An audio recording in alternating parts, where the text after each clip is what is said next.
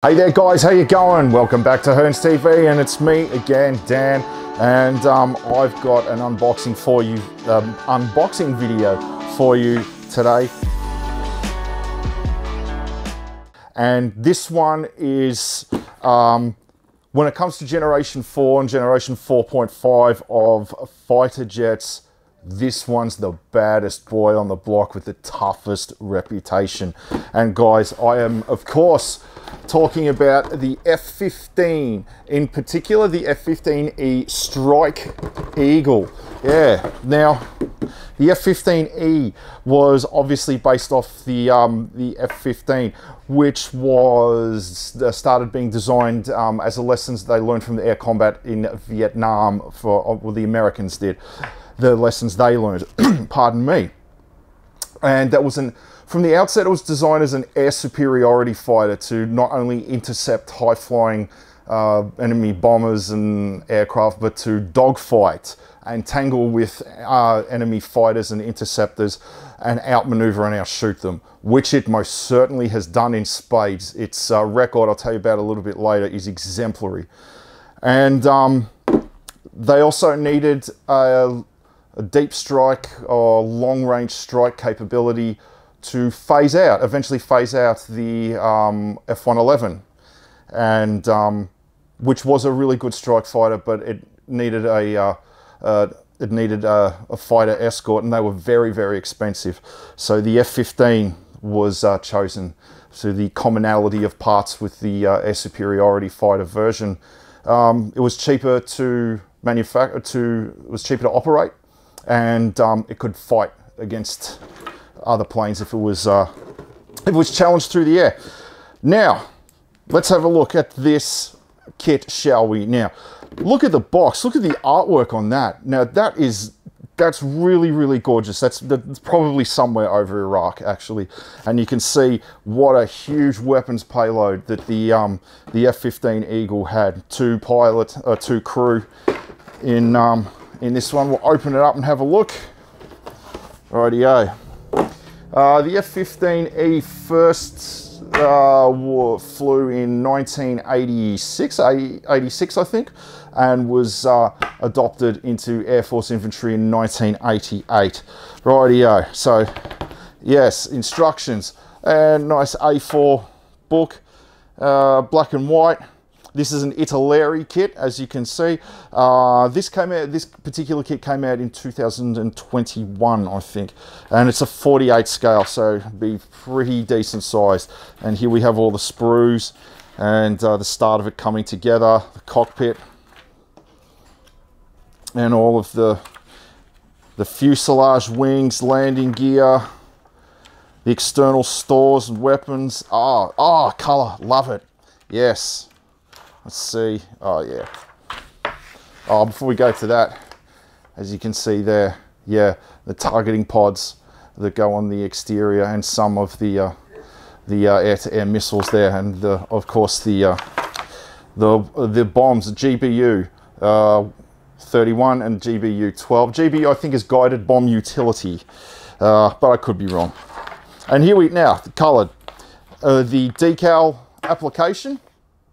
And there you can see the air superiority greys, and they're all these different decals and squadrons. They're all American squadrons. About 525 F-15Es have been manufactured, and they're used by the United States Air Force, the Israeli Air Force.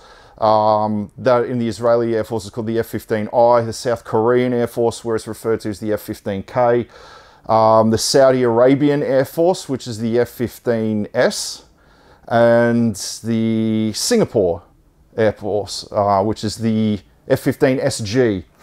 Yeah, it's being developed further into a more advanced version, the F-15EX, which has been ordered by Qatar, the F-15QA. Now, the first sprue, the fuselage and the underside of the aircraft, and as you see, panel linings are raised and indented as well. Oh, that's good. So raised and indented panel lining. Very nice details, actually. Yes, Italeri really come. Their later kits are really, really quite good, in my opinion. As you see, 2 engines, and there's the cockpit there. Oh, sorry, should I say the nose part of the aircraft where the cockpit would be. So you can see there's the front part there. And here's the radar. They've even included the radar. Excellent. Like this, right there. So, raised and indented. So you can have the nose off, and that's where the inside of the radome where the radar would be attached to. And then the cockpit and the ejection seats and the nose right there. 48 scale, very decent size. This is going to be a pretty big kit by the end of it, so about, I don't know, about yay long. Yeah, very, very nice.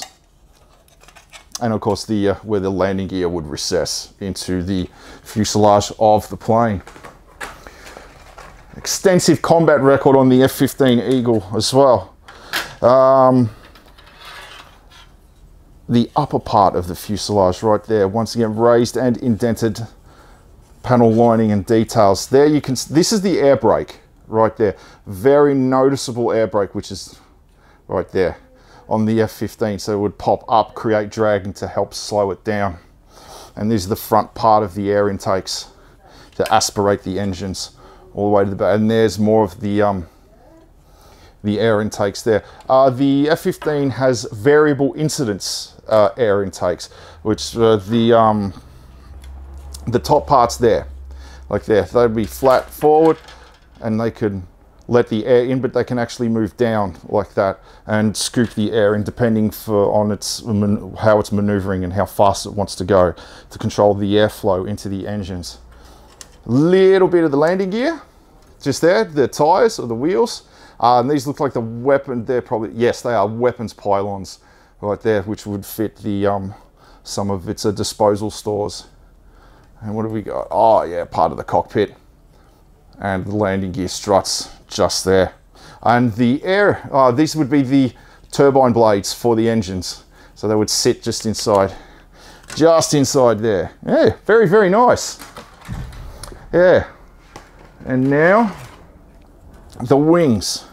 Wings of the aircraft. They're nice triangle shaped wings. And then this would be the top right there. Here's the underside. This is where the weapons, some of the weapons would attach to. More of the pylons. And then even more of the weapons pylons just there as well. And don't forget that obviously the tail surfaces for controlling in flight. And then what do we got here? We're starting to get to my favorite part. Yeah. The fuel tanks, or additional external fuel tank. The F-15, you'll notice when I get to it, along the side of where the air intakes were, the side of the aircraft, there are these like blisters that sort of bubble out, additions that are bolted onto them. They're conformal fuel tanks that greatly enhance the range, so it can go really far into enemy territory and then drop bombs, like what the F-111 had to do. And yeah, anyway, that's one probably dead center underneath it. And then short-range air-to-air missiles, AIM-9 sidewinders, heat-seeking missiles. They had a range of about 10 kilometers, although in good weather, I remember reading they could reach out to about 12. And then the turkey feathers right at the back, where the exhaust would be coming out of at the back of the engines, and then more of the landing gear there, more of the wheels. Yeah, now my favorite part, more of the weapons. Oh wait, no, not quite yet. Here we go. Here are the conformal fuel tanks, just there. Substantially increased the range of the F-15, and it was able to fit more weapon stations along the side. Yeah, and then their targeting pods, just there and there, and underneath. And then, oh, we've got, what's that? Oh, the pilot's seat, and then more of the cockpit there. Yeah, the F-15, I think, was the plane that dropped the first plane that dropped the cluster bombs on the Iraqis leaving Kuwait in what they called the highway of death. I think it was an F-15, although I'm not entirely sure. But yeah, and now here we go. the disposal stores, weapons. And then you have the guided bombs just there. And here we have some of the air-to-air missiles. There we have the, that's an AIM-120 AMRAAM, or Advanced Medium Range Air-to-Air Missile. And this right here is another Sidewinder. This is the latest version of the Sidewinder by the looks of things, the AIM-9X. I think it has longer range than the original Sidewinder, and it has a better maneuvering characteristics to go after enemy aircraft. And then the bombs there, GBU, or I think they're JDAMs actually, or Joint Direct Attack Munition. A great many of them have been dropped from F-15s on unfortunate targets. Yeah. And then last sprue. Oh, it's just more of the same for the other side, or for the other side of the aircraft, under the wing, more bombs and the missiles just there and there. And the pylons, excellent. Oh, and don't forget, I love this addition just there. The flat part of the tires, so you know which part goes down to the ground. Yes, wonderful details. Once again, slightly raised and indented panel lines and features on the weapons as well. That's very, very good. Very impressed with this Italeri kit. And then lastly, the canopy. Just there, where the two crew would sit and look out of. There. Outstanding. Yeah, that is a really, really good kit. I'm really impressed with that one. So like I said, I think it was originally came out in 2021, so it's still a fairly young kit, but great details. Beautiful plane. Yeah, grab this one, guys. I think we've only got the one in stock, but yeah. But, oh, just, and I nearly forgot the decals just there. Yeah. It's, but once again, it's all USA squadrons. It would have been nice if you could have the option of doing it in the South Korean or the Saudi or the Singapore Air Force colors and decals as well. That would have been nice, but you know, no kits are perfect. But yeah, but speaking of perfect, the F-15 has a near perfect operational record. In air-to-air fighting, it's shot down 100 enemy aircraft for no losses. It has a fantastic operational record, and its pilots just rave about it. And it's a very, very good looking plane as well. But yeah, cool. Alrighty guys, gotta go now. So I hope you liked this unboxing video.